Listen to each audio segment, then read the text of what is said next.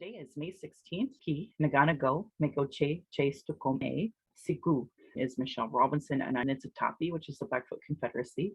The Blackfoot South are the Siksika, Gunai, and Bugani of the Confederacy. These lands were Treaty 7, signed September 22nd, 1877, with signatures that include the Blackfoot Confederacy, the Wesley, Chiniki, and Bearspaw nations of the Stony Nations, and the Dene from Tsuut'ina. I acknowledge all First Nation, Métis, Inuit, status, and non-status across Turtle Island as the keepers of these lands. All non-Indigenous or treaty partners with the government signing on your behalf. Land acknowledgements are critical for creating a safer space for Indigenous, as well as honoring the host as a guest and acknowledging your role as a treaty partner in a so-called time of reconciliation. It's important that land acknowledgements have meaning. I encourage all people to introduce themselves with an acknowledgement of their ancestors, their stories of displacement, and how you perceive your role as a treaty partner, a citizen of Canada, a refugee, or other land displacements, so that we as Indigenous people know how safe you are to be around.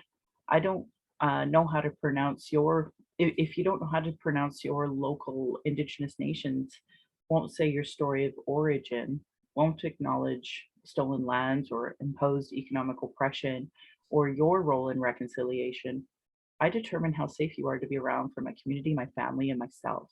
Understanding land acknowledgements and their importance is Indigenous 101 because it immediately addresses colonialism, oppression dynamics, broken treaties, and lies taught in Canadian schools nationally. That's why settlers and those that call themselves native Calgarians show me you have no Indigenous 101 understanding. My Dene lineage roots me in the land of the Hare people, or like a rabbit, also called the Great Bear Lake Tribe in Treaty 11. I'm a native to Turtle Island, and my Dene Nation is a visitor to this area of Trincho Tine Indahe in Satu Dene, meaning many horse town, named after the Calgary Stampede. I was born in Calgary, or in Blackfoot Mohkinstsis as Michelle Elliott, an English name, which has afforded me privilege in an English colonial world. My mother is Northern Slavey Dene, or Satu Dene, but my Indian Act imposed status card by the Canadian government says Yellowknives Dene. Through my father, I'm a daughter of the Mayflower and a daughter of the American Revolution while having an Indian Act imposed status card, which is a colonial construct by Canadian policies meant to divide Indigenous peoples' inherent rights. Indigenous Two-Spirit or LGBTQ2+ community and Indigenous women are at the bottom of the Canadian socioeconomic ladder because of colonial trauma, imposed poverty, racism, gendered violence, and land theft. As a Dene woman who has attempted to run after joining harmful colonial parties, spent money to be at expensive conventions and traveled to them just to vote on incomplete policies that still allow incarceration, a denial of justice, a denial of health services, racism, colonial trauma, and genocide of Indigenous and Blacks people, I have work to do. I have reports to advocate for and attempt to work in these systems meant to harm me and my community. I can't say I have a great or happy colonial day when I know my community is dying from the current drug policies and systems of imposed Christian-based drug policies, abstinence programming, private healthcare, and justice systems built on racism, land theft, and imposed British constructs, which continue genocide on Indigenous people. I think about that today, and I hope we honor their lives with each podcast. I hope you see your role in the importance of stopping harm as a citizen and your role in reconciliation. I honor the Blackfoot, and as the elders and members have been kind to me on my Red Road journey. Elder Red Crane taught me how to pronounce my spirit name in Blackfoot, and Leonard Kenny taught me how to pronounce my spirit name in Satu Dene. My humblest apologies to the Blackfoot and Dene elders and language keepers as I try to learn proper pronunciation. In general, all mistakes and misinterpretations are on me. I encourage questions so that misunderstandings can be cleared up as soon as possible. I do not speak on behalf of all Indigenous, but I share my journey as I walk the Red Road. I've been accused of not being kind while surviving genocide, yet I've given free book clubs, podcasts, and information on my social media for years. At this point, it is willful to be ignorant of these issues. My Patreon account is Native Calgarian, where you can pledge or support. Thank you for previous donors for showing your support. If you value listening or watching and can afford to give, thank you. To those that cannot afford to give, I'd just love to hear from you at nativeyyc@gmail.com, where you can send in your comments or your questions. Also, giving a review helps, whatever medium you're listening from. I have a YouTube channel that you can go and subscribe. You can go to nativecalgarian.com for the latest podcasts and pin posts on social media. So today I'm quite honored and blessed to have a wonderful guest here with me, and I'd love to have you introduce yourself.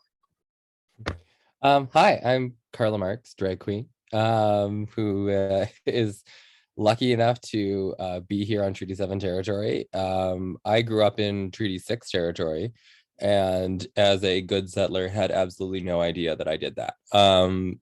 As a product of the Alberta education system in 80s and 90s, that was just not a thing that we ever learned.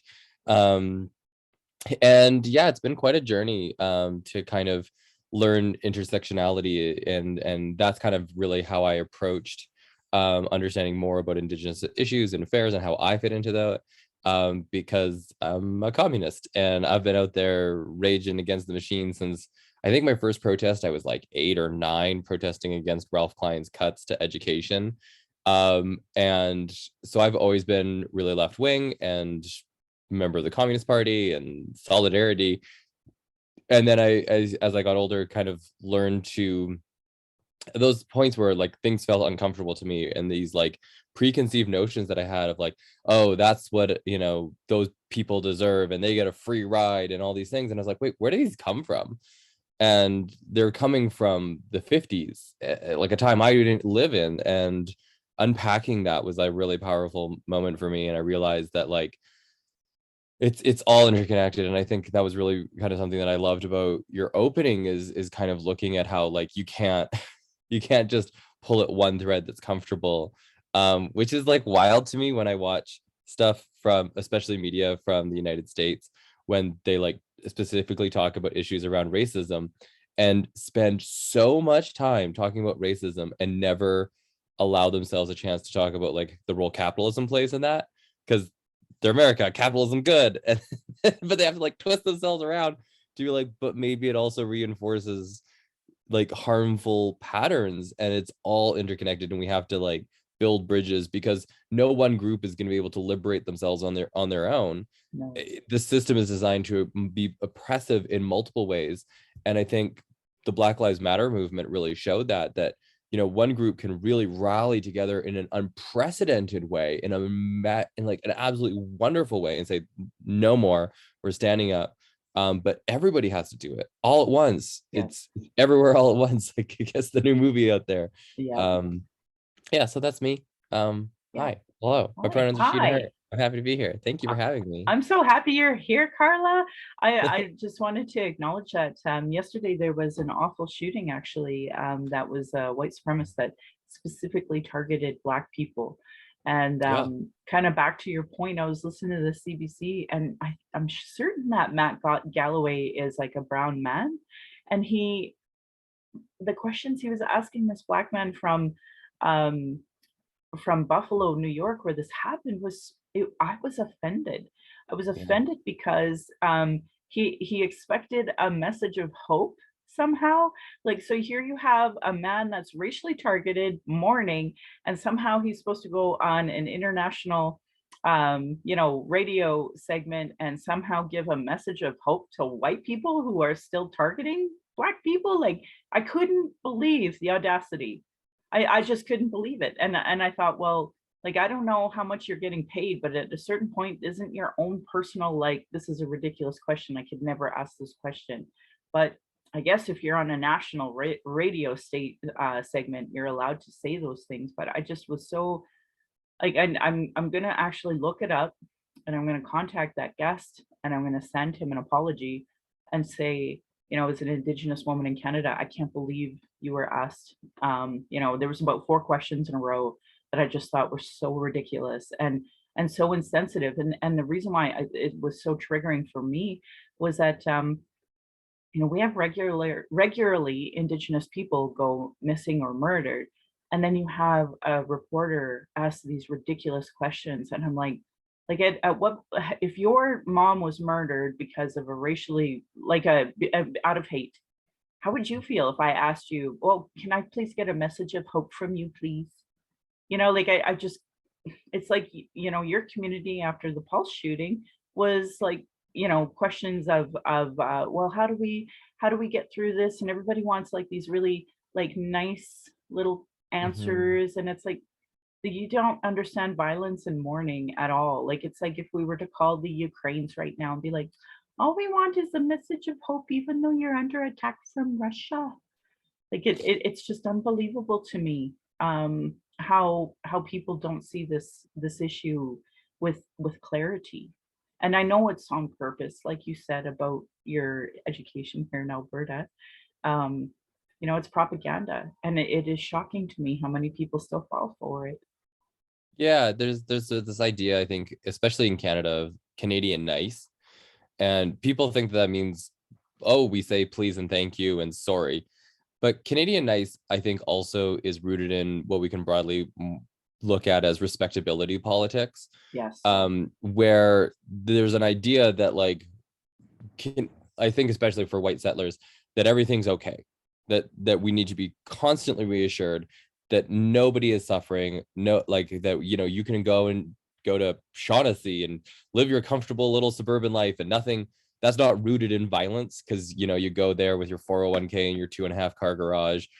How are you harming people? It's like, well, that whole system to preserve this nice, idyllic, calm world for those people continues, for white people, continues to be rooted in suppressing the knowledge, the awareness, the outrage, the hurt of the violence that still happens in propagating the system. And I think too, like, media have played such a massive role in this. And like you were saying, of they want to restore this message of hope at the end, which is to fit this narrative of like, well, we wrapped it all up, and at the end of the news segment we should leave people smiling because it's okay, we solved the problem in 2.5 minutes. And it's not. And I think a lot of white fragility is uncomfortable with a situation that's like, yeah, by the way, you're perpetuating the system and there's no easy answer, and you're not going to feel good at the end of the story. And a lot of folks aren't ready for that reality of, well, maybe it's not okay. Maybe we didn't wrap it up in the TV sitcom, like swell of emotion, Danny Tanner pats you on the back and everything's fine.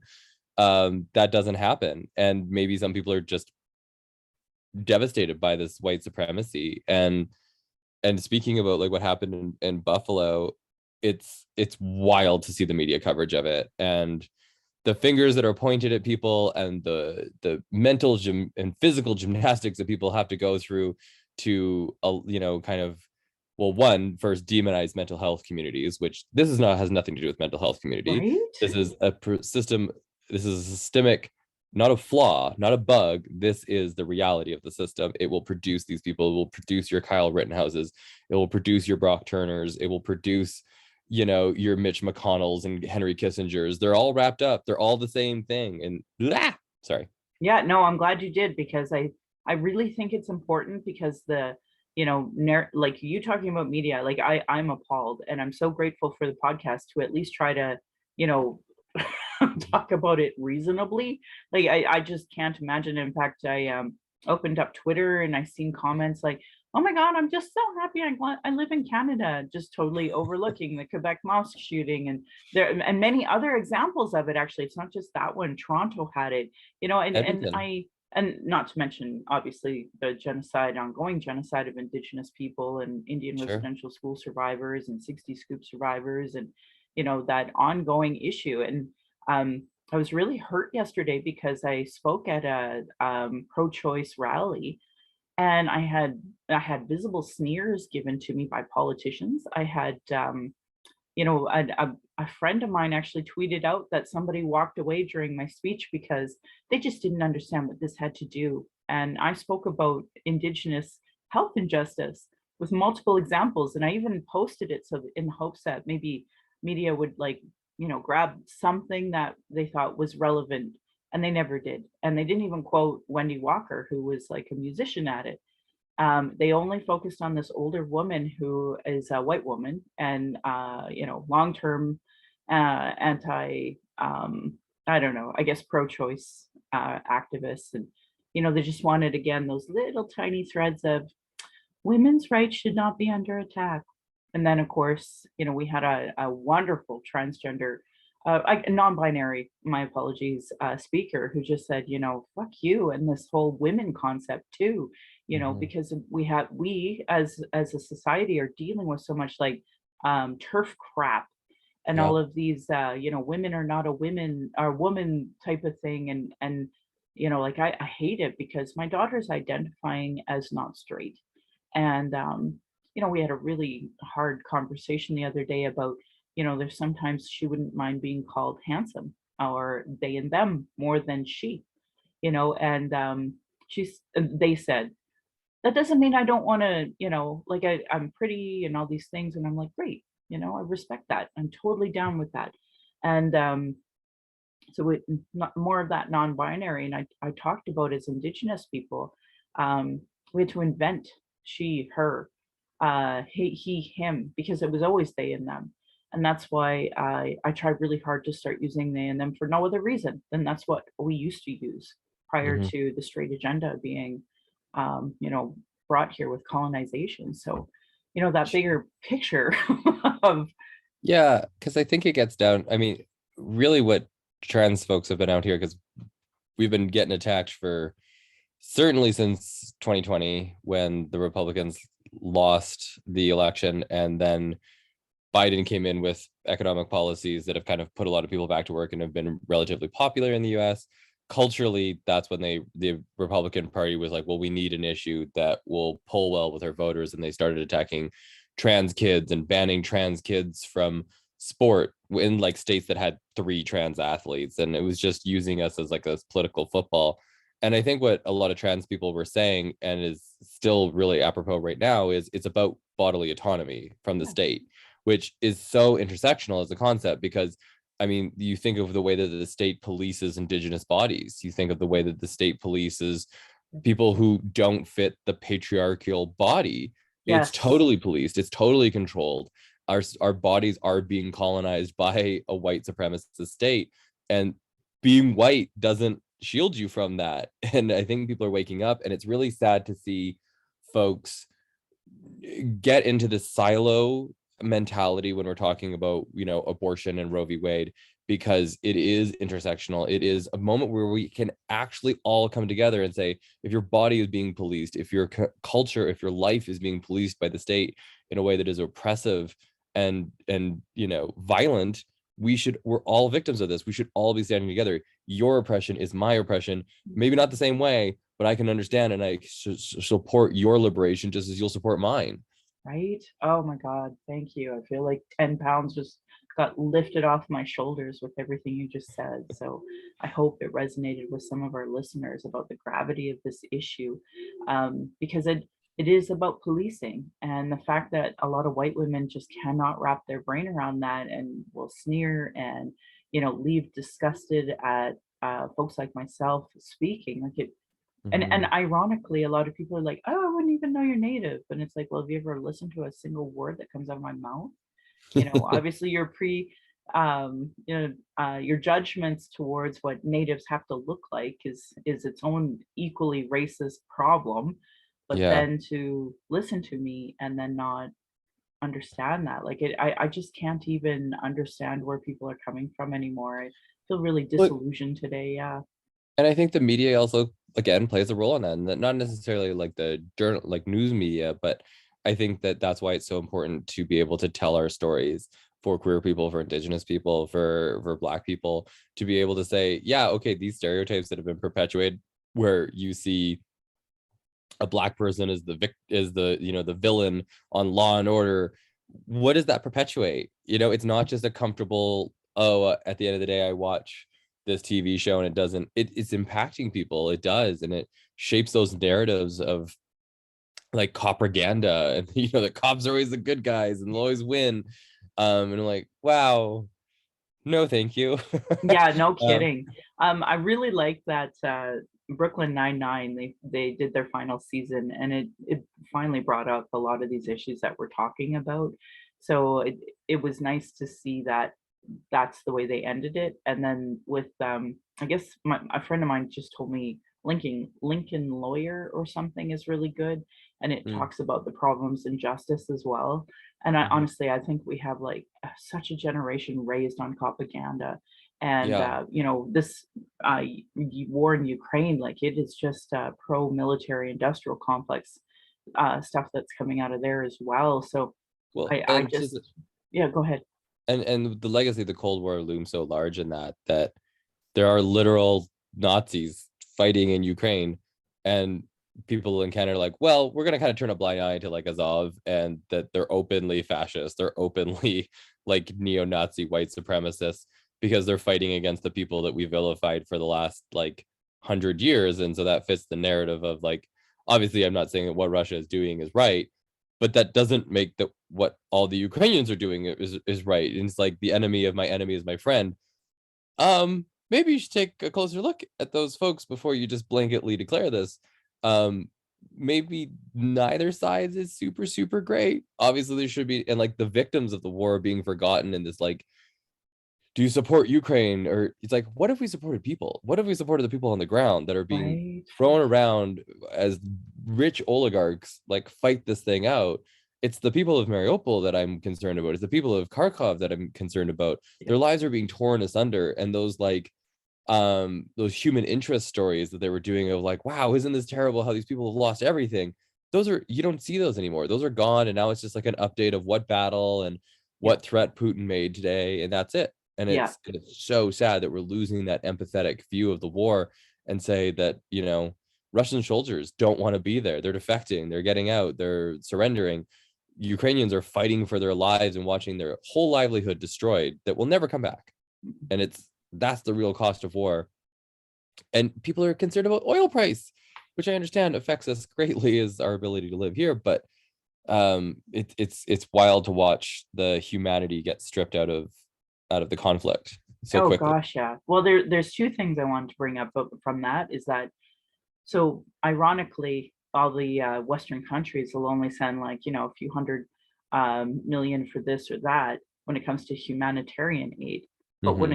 they're still exchanging like billions of dollars in oil, in And energy, in weapons. fossil fuels and weapons with Russia.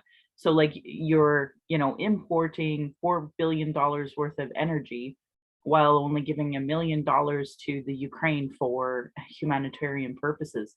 It sounds a lot like what we do here with military and social aid, right? Like we just invest billions of dollars into the military and industrial complex, but we can't really have like really good education system or healthcare, and we're just constantly going back on those rights of healthcare, and like it's ironic. And then the second part is we just had 10 years in Afghanistan. We had Funny. allies in Afghanistan, and we still haven't brought those folks and their families over here. Hmm. So, Yeah, 20 you years in know, Afghanistan. right? Like such a wild response of like, we will bring in unlimited white Ukrainians, but those brown people that helped us fight a Mm. war, yeah, them and them families will take a few more years going through the process. So And you look at Europe with the Syrian refugees and how politicized that was, and how they passed laws where, oh, we'll like literally arrest you for trying to save refugees who are crossing the ocean in rubber dinghies. And then they're like, but the Ukrainians, come on in. And right, obviously the Ukrainians should be helped, but so should the Syrians. It's wild. It's the racist assumptions about borders and who counts as a refugee and who's a secret terrorist, maybe bringing in a lot. You're like, oh my gosh, are we right. still we're still doing this? We're still here. We're still here. So yeah, like it's been quite overwhelming. And I'm like, I'm gonna have Karla Marx on, and I'm gonna talk about what it's like to be a drag queen, and I'm gonna talk about whatever Karla wants to talk about. And it's like, well, and then where we wake up and it's like, holy shit, what just happened in the Yeah. world this weekend? Well, don't worry, because this is what Karl Marx loves to talk about. But Michelle, I think you made a real huge error here, when you said like, why are we spending money on like the military industrial complex and like new fighter jets instead of social aid? Have you stopped to think if the money would be sad? Because poor people would be touching it if we gave it to them. Right. And instead we can have cool explosions, right? Which makes money happy, I think. So yeah, I don't know. It just seems like there's so many conservative politicians. They're like, yeah, but the money would be sad if poor people touched it. I'm Right? like, I know it really upsets me. And but here we are, and I don't know what more to do about it other than vent about it on a podcast, because at the end of the day there's no place for folks to have that voice. And even in our political stream, like yesterday at this at rally, like we had the NDP come up and say we will always support your rights and your autonomy. And I'm like, and me and like Adora were looking at each other like, you mean for white women? Like, who are you talking about? Because you ain't talking about me. And I don't know how supported you feel by that party, but it's like, oh, so who do I vote for now? Right? Who do I help? And in my case, I'm helping Marilyn Northpay again, who is running for the NDP. So obviously I'll put my effort there, because I believe in reconciliation. And at the very least, if she can start changing hearts and minds at that, within that circle, because I sure can't, maybe yeah. she can. Hopefully Well, we can get some movement there. Yeah, go ahead. I try to think of political parties as less of an Uber XL and more of a public bus. In that the bus is probably never going to take me right to my door, but it could get me close. Um, so as long as the bus is going to the right neighborhood, okay. Yeah. Because whenever you have to represent millions of people, it's never going to be exactly what you want, but hopefully, and kind of rightly so, like, it's got to kind of represent as many people as it can, and then that's the will that we work in. Yeah. So for me, I am NDP, I am supporting it, but I Yeah. also will absolutely and kind of gleefully hold it to accountability, because if I'm going to be a supporter of this party, that doesn't mean I'm a blind supporter of the party. That doesn't mean that I can't cheer on the great work that Janice Irwin does, but also sometimes Yeah. criticize their pro oil stuff that they also talk about and say, hey, I don't agree with that part, but I do agree with this.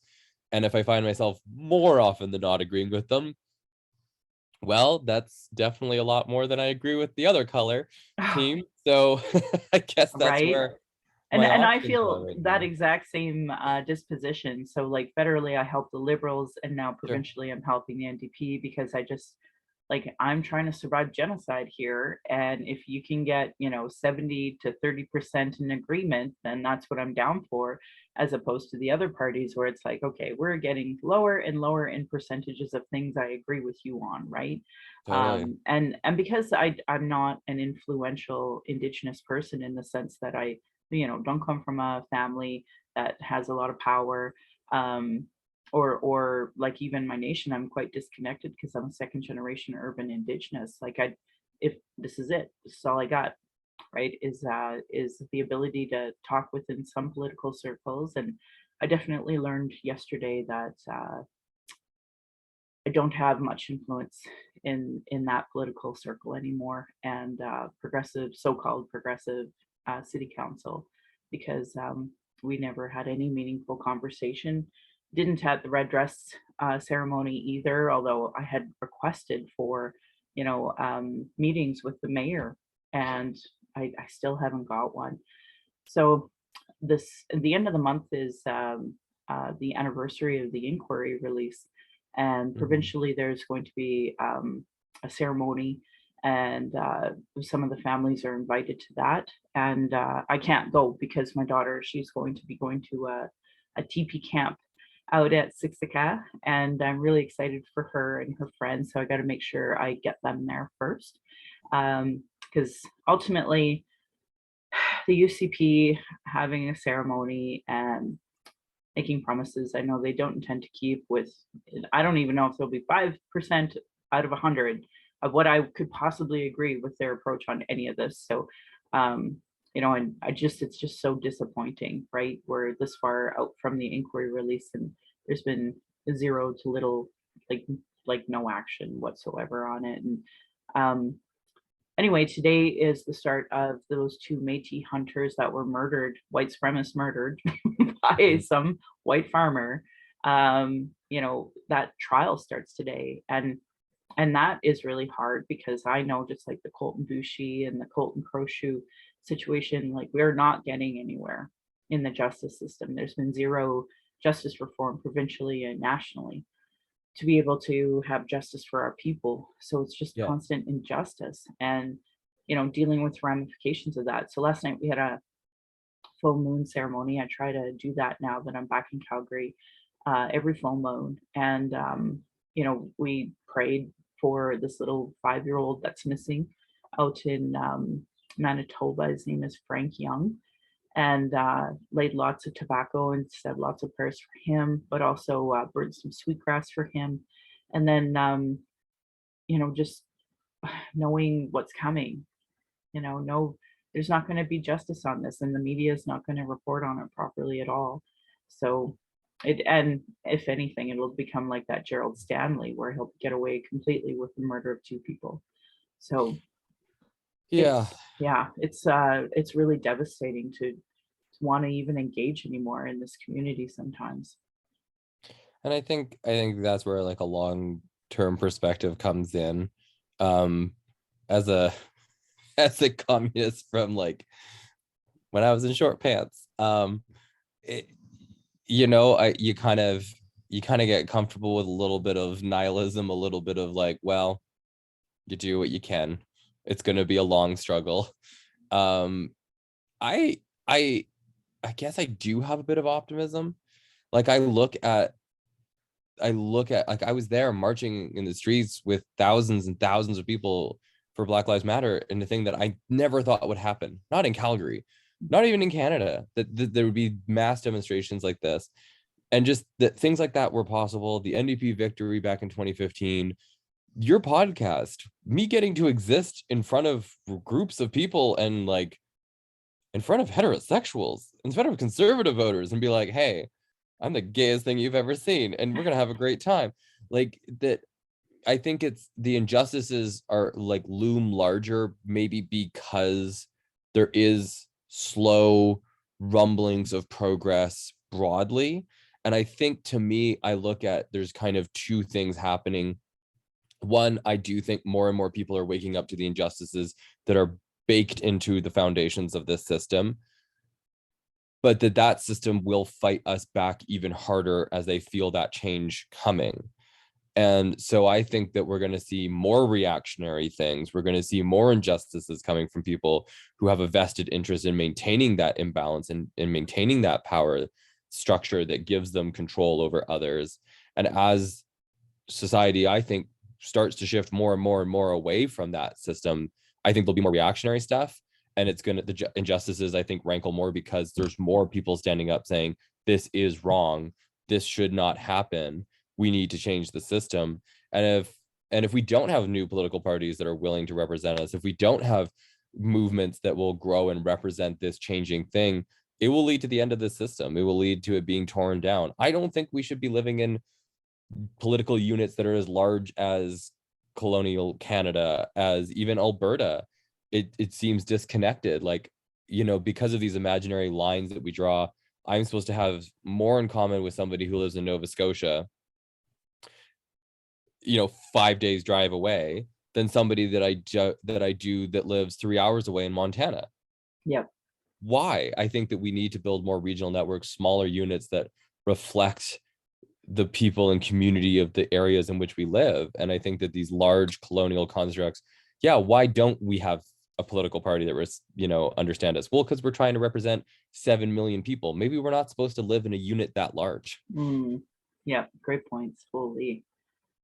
Hey, that sounds great to me, man. What about so interestingly enough, I was kind of looking over my social media this morning.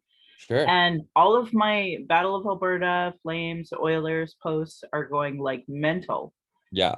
But when it comes to like talking about Indigenous injustice, like crickets. So, yeah, it's what are your thoughts about the Battle of Alberta coming up? And is there any way, like, even I talked like yesterday in my speech about how Satu Dene invented hockey, and that there are sports calls to action to, implement. And yay, go Flames, go. But that bigger picture, that how is there any way we can possibly use sports to talk about injustice, because I just don't even think so. It's just such a male toxic, that us versus them conversation. Hey, Yeah, I don't think so. yeah, I feel like, I do like watching some sports occasionally because it's a contest. yeah, But in terms of the culture, hockey locker rooms are horrifying places yes, that I've seen so much just rampant toxic masculinity, never checked, never contradicted. yeah, It's one of the last places that I like. I mean, this is before I transitioned, and I was always kind of like one of the weird ones on the team, but I was fast, so they kind of tolerated me. But just the things in those locker rooms are appalling and shocking. And then when they try to be like, well, hey, respect women this month and cancer the next month and our troops the next month, it's just so shallow. It's just so lip service. I And know. like, as a former undercover hockey player, it's it is not, it is not good in there. That culture is never going to be an agent of change. They're only going to ever reflect the values that they think are economically viable for them. Yeah. Where it's like, oh, we need to be perceived as good members of the community so we can use your tax dollars for our sports stadium. um Oh, I'm so we're bitter talking about about, that still, because like this 2 election cycles now municipally that they sure, somehow were able to like keep that narrative going. But all of the really important stuff like, the opioid crisis and transit and poverty and homelessness, it all got side whatever. We got to talk about the Flames and their yeah. importance of having them here. Does anyone even remember the Green Line? RIP Green Line. That was a thing. There was Right? billions of dollars put aside for it Yeah. in a town that could use some investment. And just because Rick McIver hated Nenshi, was like, you don't get transit. What? Yep. Pretty much. Pretty Like, much. okay. No, as a as someone who does a lot of drag and burlesque and comedy shows, um, I hope, as a Calgarian queer entertainer, I hope Calgary loses in 4 games so that there are fewer game nights that suck up all the entertainment dollars so that millionaires can chase a black puck, the little rubber disc across the ice, where it's like, okay, cool, support your local millionaires. They're really hurting. Yeah. But this queer artist that like $5 is just gonna go to me getting Subway at the end of the night. I don't need it. You go puke in someone's shoe on the Red Mile. I'm Yeah. being cynical. I mean, you know what though? From the other perspective, Yeah. I do enjoy people letting loose. I do Yeah. enjoy people not being so stuffy and Yeah. having fun and socializing and getting out and Yep. giving each other COVID. Whoops. No, that was over. We canceled that. Um, that's over. But I like it when the city just collectively is like, what if we partied? What if we just had a good time? Right. Um, so I do enjoy when the city does that. I hope it's always responsibly and that people aren't getting hurt, which Yeah. oftentimes happens, but Yeah. that's cool. I just also wish that people would spend their dollars supporting their local art scene in the way that they do hockey Yeah. Agreed. Oh my God. corporation. Yeah. I hope so too. I got to see a Yellowknife artist not too long ago live at the Ironwood, and Alila Glende. She was so good, and couldn't help but hear that message regularly. Hey, it's really great that you came to support local business and came out to see a live show. And she came all the way down from Yellowknife, and I was thinking, holy cow, is it that just seems like such a mountain. And I'm just not involved in the arts and culture scene, ironically running podcast. But so it was my friend who was like, hey, do you know she's coming? I'm like, no, I don't know her either. So I had to like learn, and I bought her CD and I bought her t-shirt, and I had to get to know what she's all about. And then and when I seen her, she was singing in my language that I don't even know. right? So I was like, Oh, this is changing everything. And I seen that there was this fellow who was a part of the orchestra.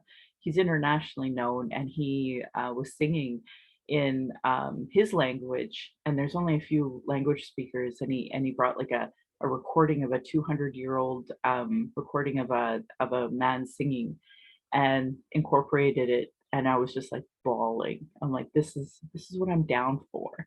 So yeah, I do hope people see the need to spend their money there rather than on a $200 jersey. yeah. I mean, $200 if you're lucky now. It's so expensive, and Yeah. I guess I do see the positive I see is I think it's civic pride. And I Yeah. think that people are like, I'm proud to be from Calgary. And so that I'm happy with, but let's like use that to push for a better Calgary and Yeah. understand that even in itself, Calgary is a colonial construct, and understand its history, and that it needs to be, broadened in perspective. Let's Yeah. hope so. I'd love to see some Blackfoot drummers open up the next Stanley Cup because, Oh, yeah, yeah, because Edmonton's a lot more indigenized than Calgary, right? And yes. so we're gonna have a powwow. That, like, speaking of this, you're not gonna believe this. You're gonna charge the powwow dancers $70 $75. just to dance, and Yeah. that's not including entry fee. That's not include, like, you Yeah. have to park. That's $30. Like, it's insane the amount of money that we are expected to give multi-billion dollars. Like, these people are so rich and they don't pay taxes. That was the other thing that pisses me off, right? Like, they don't pay taxes, so it just pisses me Well, they're off. job creators. Uh, are Please note, they? please note the sarcasm in my Yeah, voice. yeah. No, Thanks, man. demand creates the jobs, not, Yeah, yeah, the magic job fairy. right. No, and I think that's kind of indicative of the they have lost the plot. That, I mean, if you think about it, right, when they're like, okay, we're gonna do a powwow, we're gonna have dancers, this is gonna be amazing, and then they turn around and they're like, how can we capitalism this? You're like, that's not the point of this. The point is reconciliation. The point Yeah. is like equality and justice and what is right. And they're like, yeah, cool, but also like I've got costs to cover. And you're Yeah. like, cool, well, you're lucky you're on this land anyways, and by lucky I mean you stole it. Yeah, I know, But right? It's so like, wild. why are you even on this land and that spot to be able to charge me, you all money? It's like the only reason you're there is because of violence. It's all violence at the core of it. I know. Economic violence too. It's so wild to Sure. think. So how do people get a hold of you if they want to book you and follow you and all the rest of that cool stuff? Oh, you can find me on pretty much everything. Instagram is I'm very active there. So Karla.Marx 1917. That's Karla with a K, Marx with an X. I'm on Twitter as Karla Marx 1917 as well. I'm also on Facebook at Karla Marx, and you can find me always through Cabaret Calgary, which is a company that I am lucky enough to be a board member of. We run events all throughout the city. So there's something for everybody, especially if you like burlesque, drag, comedy. We're doing more live music, these kinds of things. So there's always shows on the go. Yes. 10, Come 10 and more join. pounds taken off my shoulders because there's been such a great shift, I feel like, in the queer community and the Indigenous community since Black Lives Matter stopped that Toronto parade. So, Yeah, 2016. yes. I remember how mad people were Oh that my like God. the Absolute Vodka Boys had to wait an extra 33 minutes to pour shots in their navels. This was an outrage. Like people were like, how dare they? And it was 33 minutes and they were just like hurt. But from that, I've really seen more awareness of like, Yes. obviously there's still huge problems. There's still massive lateral violence, and Yeah. racism is an issue within the queer community for sure. But people are starting to wake up to it. There are more folks like myself who are calling that out and are using our little platforms. They might be platform heels, but we're using our platforms to say this is wrong and let's change it. And and solidarity with everyone who faces oppression. Right? Because together we're going to kick the ass, I tell you. And I found out that the US just recently has the minorities are the majority now. Like it just hit that 50% where, so I'm hoping, God, I'm hoping we can, somehow dismantle this white supremacy in some capacity in all Yeah, it's different like, arenas, man. Hola. hey, white people, why are you afraid of becoming a minority? Is it because you treat minorities badly? Maybe. Is it because minorities get treated badly? Like, uh-oh. Right? Maybe we got to do some looking inwards. And I Man, say I'm that as someone who has and continues to, and it's okay to do that work and like have something bubble up and you're like, what did that? I got to unpack that. Like, that's our journey. That's what we have to do as white people, is hold each other accountable, push each other to be better, understand the power and privileges that we inherited, and why did we inherit those. And when you know better, try to do better. And it's going to be a long fight, but we absolutely need to be a massive part of the solution. Yes, and for folks listening, I'm well, able-bodied, I think is becoming questionable, but cis straight, person who's white passing because of, racism against Indigenous. So like I try to use my power the best I can, and I can tell it's still on deaf ears. So I'm hoping we're going to start seeing more folks see that and do more, especially in Calgary, because it's like heart of conservatism. I feel like move It over, is. Texas. We got this. Oh, I yeah. Whatever. But It's I think fine. things are changing, right? I love Yeah. your podcast. I'm always recommending it because it is so important. And sometimes I think it can feel like we're shouting into the void, and it's like, what is the point of doing this? And then you meet somebody and they're like, oh, I listened to your podcast, or I came to your show, and it meant so much to me. I recently last year I made it my mission to read all 94 calls to action for the for the TRC as a part of my land acknowledgements. I did it one at a time. Um, and people were stunned by how accessible the language was. They're like, I thought these would be like really intricate points. I wouldn't understand them. And there was a guy who met me later and he was like, you know what? I like sat down and I read the whole thing that night, and I read it to my family, and they like started showing up to rallies and donating to causes and like calling their politicians.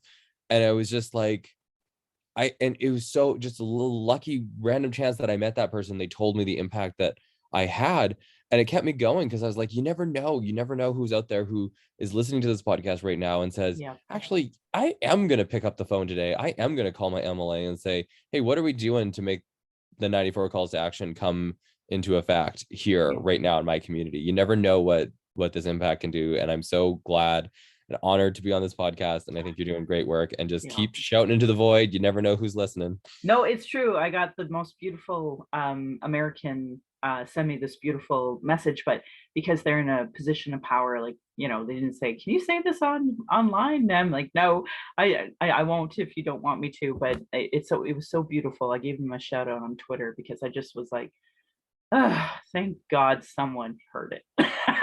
Yeah, Yeah. totally. But you know what? I'm actually starting to get more people from Ontario listen too. So I think it's really cool because, there are progressives out here in Calgary. And I think it's really important that they hear from folks like you, folks like me, and Yeah. know that it's not from a lack of us trying. It's just that the media won't let people know that we're here. And, obviously we have to support each other. We love each other. And I'm so grateful that you're on my show, because I know, as a straight cis mom, you're the representation my daughter needs. You're the Oh, representation that more kids need. And you give hope to folks who have been fighting this fight for years and years and decades. And you and I both grew up in Alberta, and it hasn't been a pleasant place. So the more we can do, the better. yeah. And I love that I'm a transgender lesbian communist drag queen that has been basically raised in this province my entire life, 35, 36 years in this province. And people are always like, wait, you're from Alberta and that's who you are. And you're like, yeah, that's Alberta too. Like, maybe it's not the white hat cowboy oil narrative that people project, but there is this other Alberta that is caring and compassionate and kind, and that prairie spirit of, well, we're only going to survive these damn winters by working together, it's still there, and people do support each other out here. And I don't buy into the divisive crap that certain political parties put out there.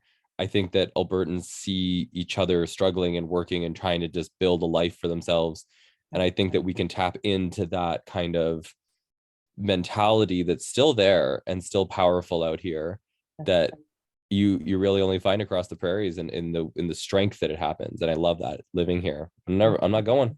Yeah, right. No, it really is like there are elements. Paul Brandt really upset me recently with the convoy, but like his music was something that I loved. Like our clear blue skies. I'm literally looking at a clear blue sky right now, right? And people don't know how beautiful it is here until they come. So, this is my home. It will always be my home, and I just got to figure out how to work with people willing to work with me too. And you're one of them, and I'll stand in solidarity with you always. And don't hesitate to, let me know if I'm, missing a show, because I will retweet it, I will share it, and I'll share it on the show, because it is different demographics: people who listen to a podcast, people who watch on YouTube, to people who are on our social media. It's so funny. Well, I have two shows coming up that people might enjoy. One is on May 26th. It's called The Radical Feminist Agenda. And it's me and a bunch of fabulous performers at Dickens. We're going to be, I don't know if we're going to be able to burn bras with fire code, but if we can, we will. And then the next night is Leopard Lounge, which is a comedy sketch show that I run at a new venue that is just absolutely fun. It's called The Attic. I also run the Victoria Banner an all femme and them lineup. So it's all women, queer folk, and member of racialized communities. And we do a stand-up night now every Sunday at the Attic called the Laugh Loft, which we just had our debut show last night, and it was such a wild energy to be there. It was 4 female comedians, and a lot of us were queer as well, and it was just like such an amazing night to be a part of. So yeah, we're getting that going too. So there's different perspectives out there, and Man, that sounds like my Sunday night need. I tell you, holy. There you go. Yeah, thanks for coming on my show. And I'm gonna do my exit, which I know you've heard. So if you want to interject as I talk, please don't hesitate, because you bring such a great perspective here, and I'm so honored. I feel like you're exactly what I needed Monday morning. Yes, same. Likewise. I was like, no big deal. I'm gonna be like on Michelle Robinson's podcast. It's it's no big deal. My wife's like, my wife's just like, you bitch. Well, say hello to her for me. I will, yeah. I mean, if she ever wants to come on the show, she can too. Oh, I'll send her a message. I'm sure she would. She's got a great perspective. She grew up in Strathmore, and yeah, and is just such a great feminist and ally and out there working on things. So yeah, I'll pass it on. I'll tell her to get in contact with you. She's on the Twitter as well. So awesome. Yeah, no, I'm super excited, because I think part of the podcast idea is to empower like all of the folks that matter here that don't get that platform. So in my opinion, and then the other thing is too, is I'm old. I'm like 45 now, and there's these cool things happening, and I want to tell my daughter about them, so that they can go and do the cool stuff and have some fun. And because they're gonna be turning 18 soon, unfortunately for this mother. that's fun. Yeah. All right. I'm going to go with my exit here. Thanks again for being on my show. Thanks for having me. Yeah. I'm proud this podcast has given solutions and included cultural safety training and first aid for all of them to create a safer space for Indigenous, people of color, those with disabilities, and LGBTQ2+ to speak. I want to say thank you to Cheryl Ward, Chelsea Branch, and Alicia Fritkin of heretohelp.bc.ca about what is Indigenous cultural safety and why I should care about it. Their work and those cultural action tools I've said in my podcast hundreds of times, so please support Indigenous work like that as part of reconciliation work and settler understandings. I'm just lucky enough to repeat and highlight them here. Internalized racism and lateral violence is another form of violence Indigenous and marginalized folks experience by the structure of racism imposed on these lands. And you can go to racialequitytools.org. What is internalized racism by Donna Bevins to find out more. Do's and don'ts for bystander intervention by Americans Friends Service Committee. So that's AFSC.org, and they have do's and don'ts bystander intervention, and that gives an idea. Like, if you see Muslim, trans person, somebody on the C train, and they're being mistreated, this is what you do. In Alberta, we also have another resource of acttoendracism.ca, where you can text at 587-507-3838. Indigenous have been talking about our issues, sharing our traumas and reports, commissions, and public hearings, just so it can seem to be regularly disregarded. No more. Honor our words. Honor the treaties.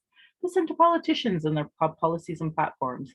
They don't recognize marginalized in their budget with Gender Equity Plus if they're cutting violence prevention programs and services, Indigenous education, uterus health choices, gay-straight alliances, lack of human rights for migrants, immigrants, folks with disabilities. Know that your vote to that party directly negatively impacts us. Demand that they implement the Truth and Reconciliation Commission calls to action, the recommendations of the Royal Commission on Aboriginal Peoples, the multiple reports about child welfare reform and violence prevention, and now 231 calls to justice from the National Inquiry on Missing and Murdered Indigenous Women and Girls. Denying these reports is a form of abuse called gaslighting. Our people are experiencing extreme racism in the educational, justice, and health institutions, with multiple reports that say these things. Demand change from election platforms and politicians. And if they don't understand colonialism, racism, privilege, and sexism, they literally have zero business running. This should be understood outside of politics. Community organizations, sports clubs, we all have a role to play. A great article is Truth Before Truth, how non-Indigenous Canadians become allies. And if you were to actually Google it, there's tons more resources already.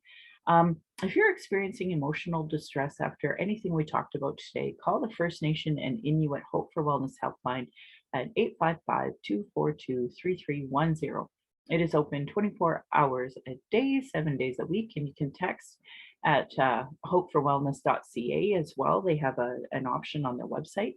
If more related to missing and murdered Indigenous women, girls, and Two-Spirit, you can call 844-413-6649. And there's also a functioning 211 for non-Indigenous and distress lines here. And if not, you can try 833-456-4566. In Alberta, we have a 60 Scoop Indigenous Society, and you can go to ssisa.ca. The following is LGBTQ2 plus crisis supports, and that might be needed for folks listening. So lifevoice.ca has tons of them. They have a trans lifeline, the Trevor Hope Project put together a number for LGBTQ2 plus youth. Violence is my everyday reality. Every Indigenous generation has faced it. This is self-care and how I take my power back. This is why I started the podcast, to speak freely. You know, honestly, I just hope that folks that listen know how much I appreciate it. We deal with microaggressions, and I think I'm just going to have to unpack what I say here at the end, because I know it's not resonating with some folks. What internalized racism is, gatekeepers, people who live off the status quo. Internal and external racism is an everyday reality for me, some Indigenous folks, folks with disabilities, LGBTQ2 plus, and others. Masi Cho to my ancestors, to my granny, my mom, of what strength looks like through your example. I want to thank my dad for teaching me to be strong and blunt, my stepmom for showing me what a proud culture is through her Austrian family and roots. Teaching me to be a proud Calgarian is through her. I'm a second generation proud Calgarian. Thank you to my husband, Darcy, for producing and editing the show. On top of being my husband, he's also my childhood friend, father of our child, and support down my journey of the Red Road, witnessing decades of racism and sexism. And now we have a Battle of Alberta. Him, a die-hard Oilers fan, and me, a die-hard Flames fan. And the last time there was a Stanley Cup Battle of Alberta was in 1991. We started dating in 1993. So I'll keep you updated. And to our child who are blessed to learn from daily, we are honored you chose us. You give me daily accountability to be a better and stronger person. My hope is my daughter and my family will be proud in the future of us trying to talk about these present day racial issues in a way that they can understand down the road, although we will all disagree about Flames and Oilers because they're all up north. They're all Oilers fans. My Patreon account is Native Calgarian, that where you can pledge and support.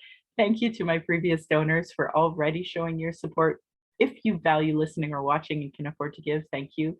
For those who cannot afford to give, I'd love to hear from you at nativeyyc@gmail.com, where you can send in your comments or your questions. I also have a YouTube channel that you can go and subscribe.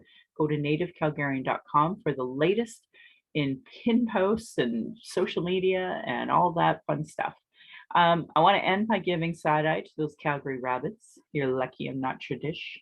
My beautiful cousin responded, or you'd be in my dish. Thanks so much for listening, folks.